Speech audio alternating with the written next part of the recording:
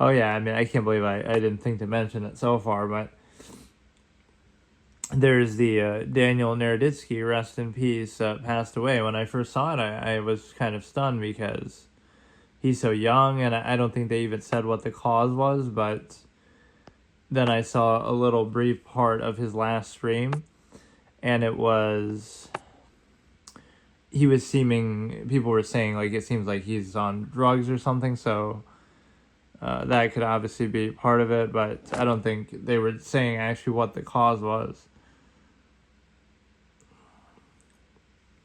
So I did do that in the past, the Psychology of Twitch series, so it makes you kind of, I can't help but make that connection. And I actually stopped doing that because people got upset about one of them, or I think a couple of them. So I had done one on, I would do it basically like an analysis of a bunch of people. So there were some that were just kind of fun and, wholesome. Like, it doesn't always have to be a serious subject like that. But, like, what was one more lighthearted one? I'm trying to remember.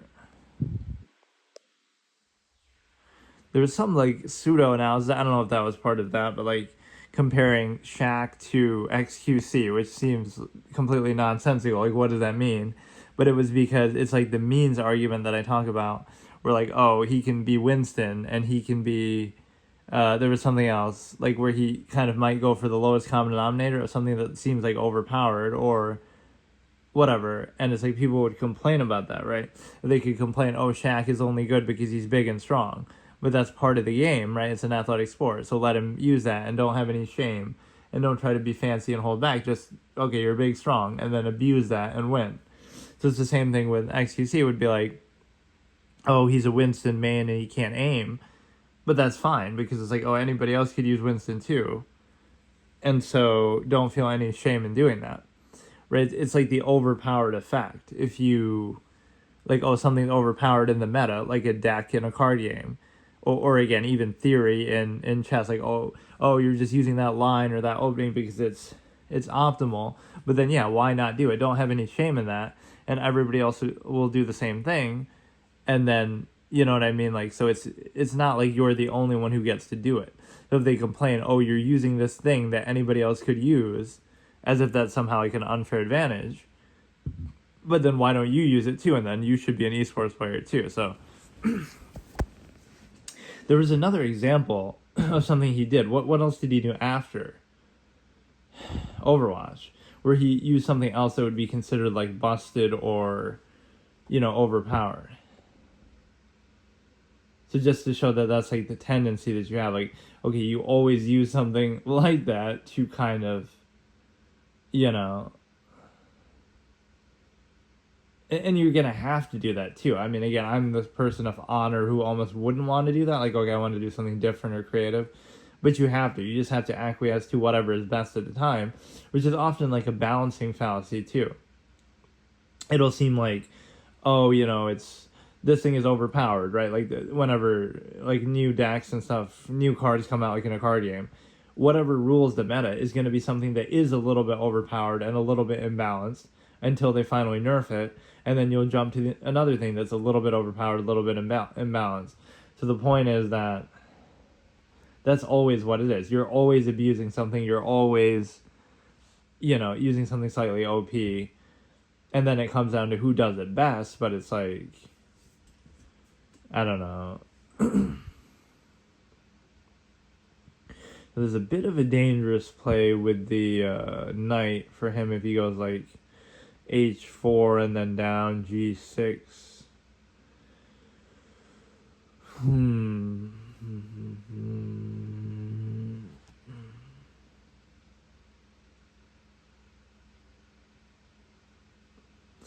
But no, getting back to that. So I had done one of those episodes, right? Wait, he can double attack it though, how? I think I messed up there a little bit. But yeah, okay, so I had done some. There was something else like more lighthearted and just like a fun, positive thing, right? Where I would make these observations and in-depth analyses of different, streamers or people, again, Psychology of Twitch was the name of it. So, and my friend did one on his own, on his channel now, and it was on Grace Van Dien, and people were getting mad. It had like a bunch of dislikes he was showing me. It's called, I don't take any credit for that because obviously I would do commentary on it. Or I even said this thing earlier that like, oh, if I get to 100 subs or something, 100 followers or something, that I would, or he posted that like on his video that went viral, like XQC's dealer has an awkward moment that has like 600k views.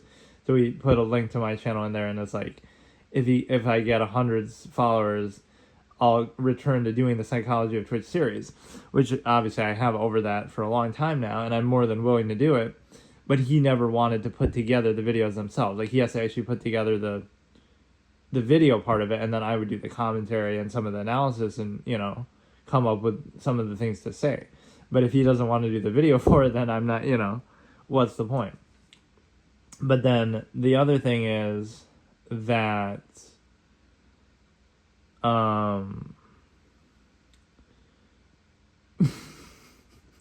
basically, the Grace Van Dien thing, that she's like a professional wait, what did I just do? What? I was obviously trying to move I was trying to move the other thing there, the rook there, that like she keeps wait, what? That she keeps complaining about, like, okay, whatever, she just kind of victimized herself. That's how he frames it, at least. So that one got a bunch of dislikes, but that's the closest thing to the revival of that format. But again, it always triggers people. Even that one, I guess that's proof of it too. It's totally not my idea to try to test it out as a proof of concept. Let's try to bring back this format that triggered a bunch of people and, could get you in trouble and whatnot. Right. Oh, and he does one where I don't even do commentary. There is no script. It's not even my thing. And he just shows a couple clips of her and puts a little text annotations over it. And people are still getting mad about it and getting triggered and, disliking it. So even that shows you maybe you shouldn't bring it back because you're getting triggered by literal text annotations on a random shitty video. Right, like, come on. But no, the other thing I was saying is, so I had done one on Etika, and then, of course, Etika, passed away, and then I had done one on Reckful, and Reckful had passed away. So it's like, I can't remember if I had done them necessarily before. I think I had done one of them before that happened. Just, again, you're just doing it in general. I'm not doing it because of that. But then the other one I had done after. So again, some people got mad about it and stuff. It's annoying because, I don't know, like, okay, is it exploitative that you're doing a video on that subject? Or, because I would do it on countless other people too. It's not like, it makes me almost feel like, okay, maybe I should do one on, I don't know.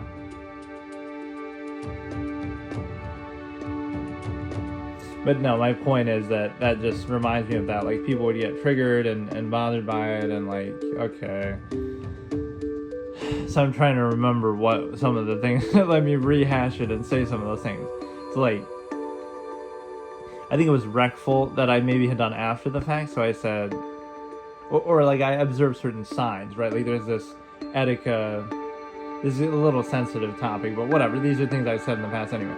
Etika had one stream where he's like playing Minecraft on the Switch, and it was actually pretty funny because he kept making fun of that. Like, you guys really have me playing, like, of all the things I stream, I get like 100 viewers, I get like way less viewers for other things, that Persona 5 and this and that, right?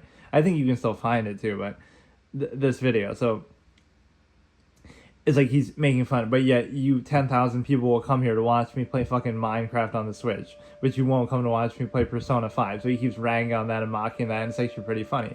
But then in the background on his bed, he has like a thing of bleach, right?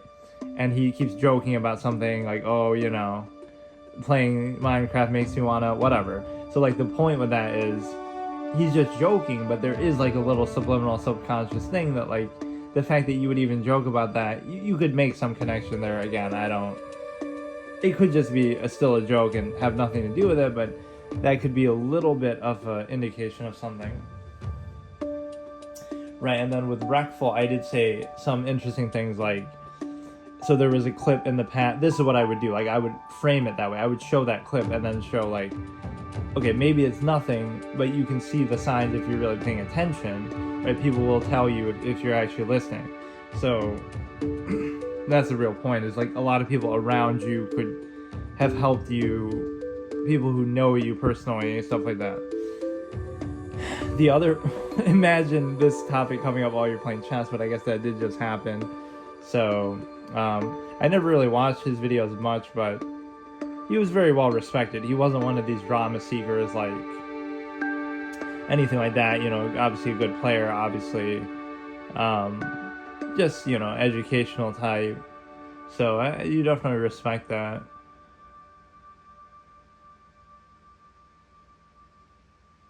I think he's the one where Hikaru does that evil laugh when he says, Daniel lost, and then he does like a very childish laugh, almost. But yeah, it's crazy. I'm sure that's all that people are going to be talking about now. But no, what I was saying is, so yeah, the etiquette thing you see with the bleach in the background and playing on in Minecraft on the Switch, I remember that. And then with Forsen, there was a clip from years ago, well, like years before. So it was an older clip, right? It was years before what happened. So this is the interesting tie-in. He's tearing up, and he shows the camera too. They're like, look, this is serious. I get really, bothered by these comments. Like somebody said something mean in his chat, right? So somebody said something mean in his chat, and then he tears up actually, and he shows it to the camera, and he's like, look, this really bothers me. So that kind of shows you there that he's very sensitive to it. It really bothers him. So that would be a sign right there. They're like, okay, this is a lot for him to deal with, and negative comments and whatnot. Okay, so finally, these were some of the things that I took out of it that, again, could apply to this Naroditsky situation too. Again, I know it seems like easy to say, but let's just do this a mini analysis. I'm not going to do a full episode, but just whatever it is that's bothering any of these people that I just mentioned, right? Like, okay, I'm not going to speak to their financial the situation, but it's like, I think generally with all three of them, they're pretty established creators at that point. They do pretty well for themselves. They probably, I don't think any of the motivation of any of those three was like financial, that, oh, they're struggling or they're going broke or something. I don't think that was the case for any of them. Maybe with Wreckful, there was something he was making his own game, like the Everland or something. So maybe that was a bit of a financial burden on him, but mostly I think that wasn't really why any of them did it, right? So what happens is, I said this with the Wreckful situation especially, is like, if something's bothering you that much, right, like the comments and the attention and everything like this, right, the stress of doing it, the best thing you can do, right, when something's, again,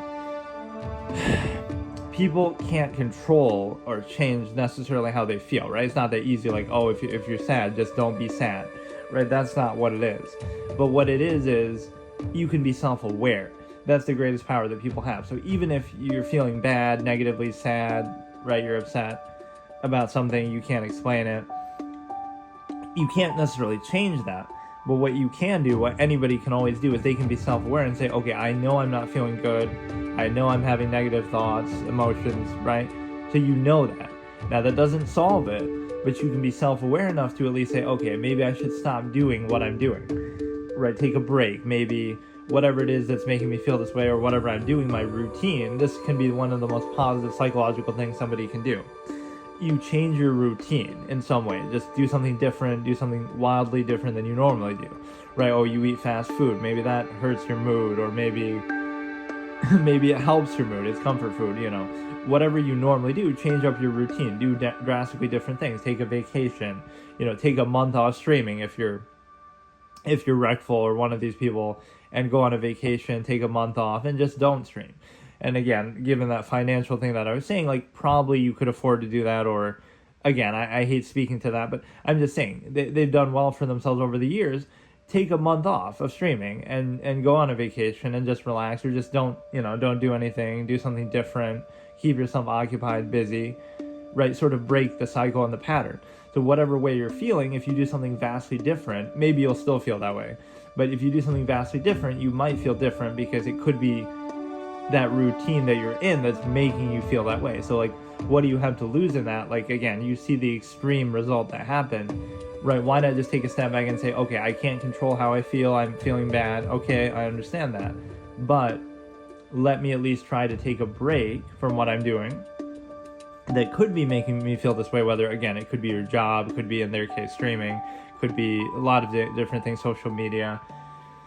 So take a break, go on a vacation, black yourself out from internet, social media if you have to, right? Go on a vacation, do something else, and again, if after the month you still feel that way, it is what it is, but at least that can be the best thing, is like, again, as opposed to the extreme outcome that happened, how would that have hurt? Like, you have nothing to lose in that situation. Why not have a fun vacation for a month and then, see how you feel? Why not try to get your mind off of things, take a break? Why not, do something different? So that's the best advice. Again, break the routine, do something different. Doesn't have to be expensive or exuberant. Again, what do you have to lose if, again, it's such an extreme outcome that happens?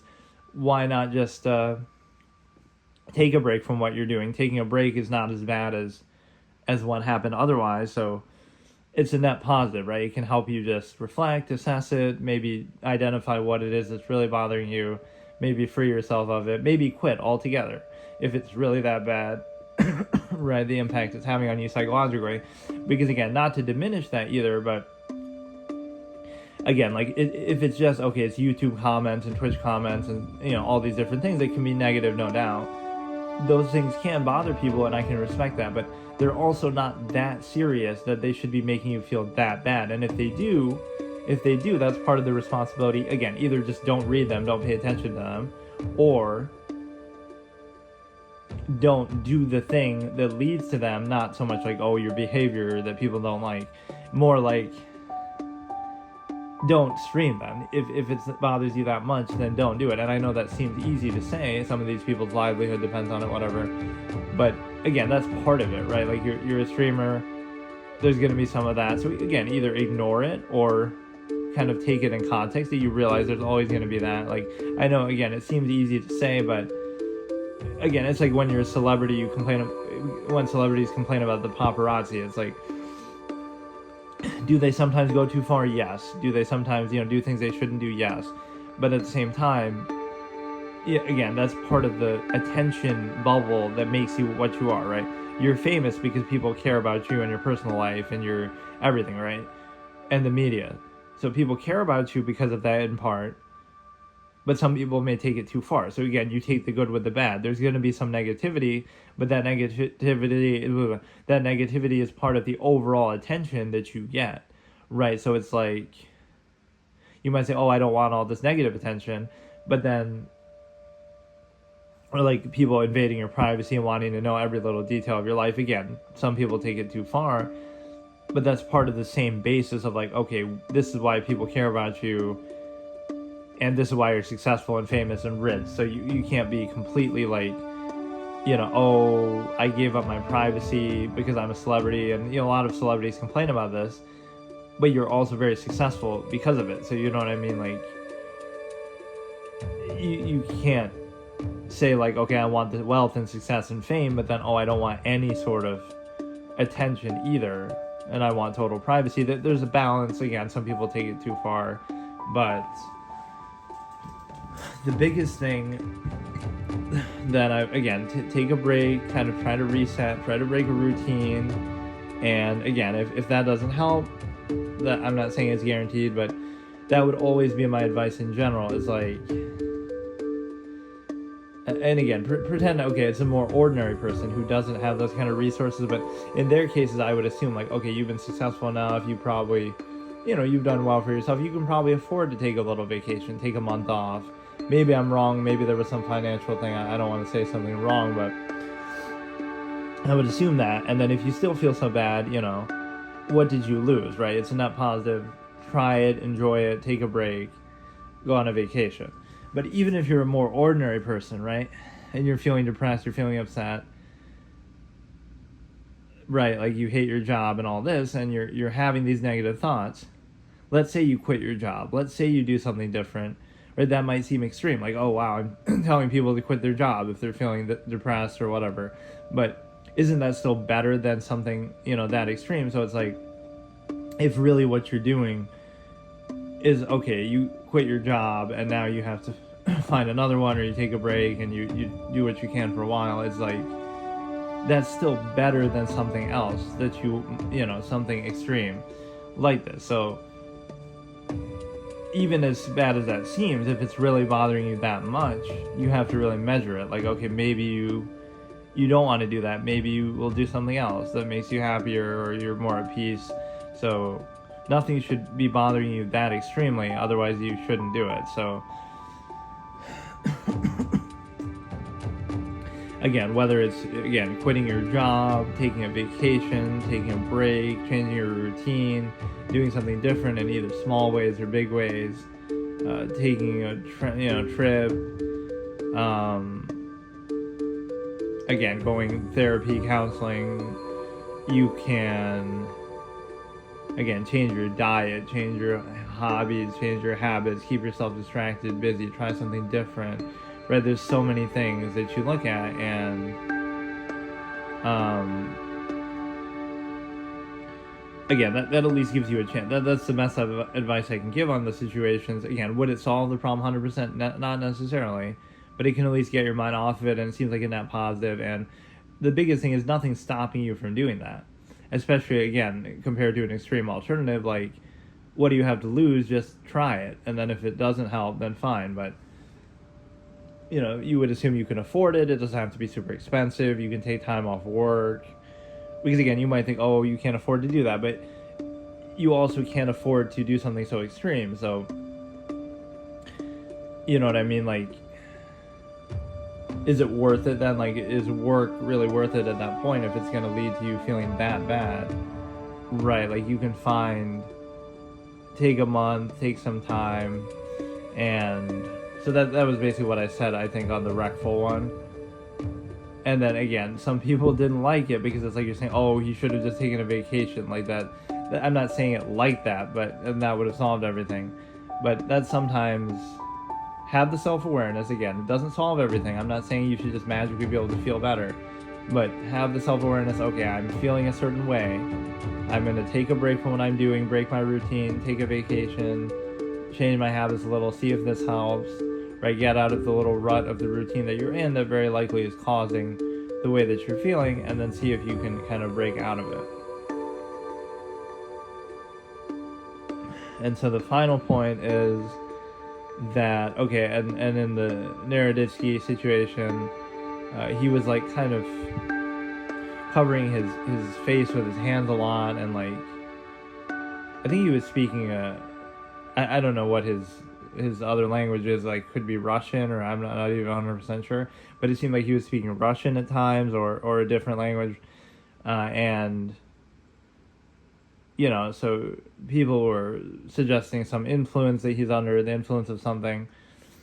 So with that, my whole curiosity there is, you can see it as like, maybe it's a cry for help, but it's a situation where he's doing this on stream while live. So it's like a self-awareness thing in that sense. I'm surprised that somebody would, broadcast that and not be aware that, like, okay, maybe, not that you're not going to do those substances and doing what you're doing, but that you would show it and you would broadcast it like that is surprising. Right, like I'm kind of... you could say, like, you're at the point where you don't really care, or again, you don't think there's anything wrong with it. You consider it normal. That's why you're doing it in the first place. But I don't know. It's just, again, that's the best advice I can give from a psychology analysis perspective, is that you definitely can take a break your routine. Don't keep doing the same thing over and over. Because something about the monotony of that, or the routine of it, you don't like. It's making you unhappy. And again, you might think that's oversimplifying, like, oh, just take a vacation, but again, you can do that. You can afford to do that compared to some other extreme alternative. Of course you can do that. And again, it doesn't have to be expensive. It just means take a break from what you're doing. That's the rut that a lot of people get stuck in, right? And as somebody minimalistic mindset a lot myself is like, there's a lot of things you don't need and that you never use that you struggle to get, right? So let's analyze this. Right, a lot of people end up never using everything that they have or needing it, or a lot of things that we take for granted as a default that you really don't need. Right, so like let's say you went to a little more minimalistic path, then it allows you to say like, okay, I'm gonna get rid of a lot of things that might be causing me stress. Oh wow. Right, and so things that aren't necessary. Oh, fuck me.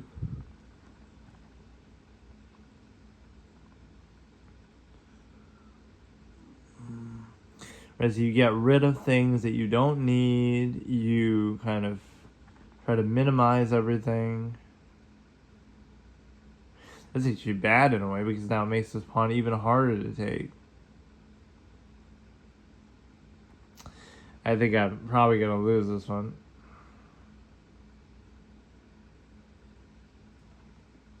God damn it. Right, so again, try to reset, try to basically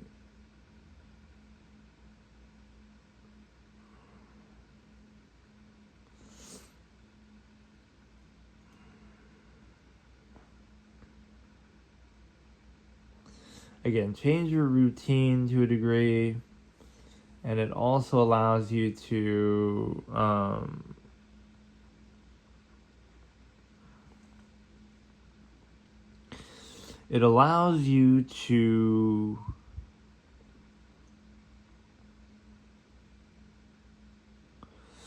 break free from certain monotony. But yeah, like there's a lot of things that you take for granted that you don't necessarily have to do, that you don't necessarily need a lot of like modern conveniences or luxuries or whatever, right? That sometimes the stress associated with them is not worth the payoff, but we take them for granted in such a way that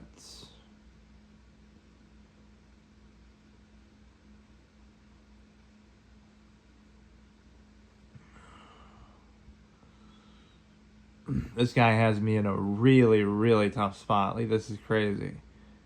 I don't know how this even happened, but